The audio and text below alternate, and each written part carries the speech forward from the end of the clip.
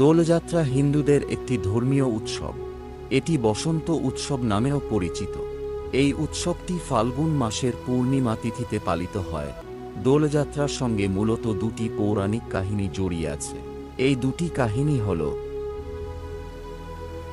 ধর্মীয় বিশ্বাস অনুযায়ী ফাল্গুনী পূর্ণিমা তিথিতে শ্রীকৃষ্ণ বৃন্দাবনে রাধা এবং তাঁর সখীদের সঙ্গে আবির খেলেছিলেন।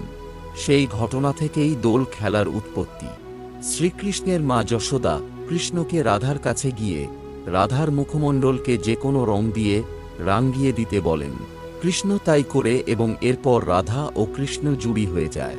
রাধা ও কৃষ্ণের এই রং নিয়ে খেলাই হোলি বা দোলযাত্রা হিসেবে পালিত হয়। এই কারণে দোলযাত্রার দিন রাধাকৃষ্ণের বিগ্রহে আবির রাঙিয়ে দোলায় চড়িয়ে নগর কীর্তনে বের হন।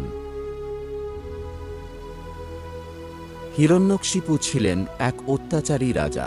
তিনি নিজেকে ঈশ্বর মনে করতেন, কিন্তু তার পুত্র প্রহ্লাদ ছিলেন বিষ্ণুর ভক্ত। হিরণ্যকশিপু প্রহ্লাদকে অনেকবার বিষ্ণুর পূজা থেকে বিরত থাকার চেষ্টা করেছিলেন, কিন্তু প্রহ্লাদ তার সিদ্ধান্তে অটল ছিলেন।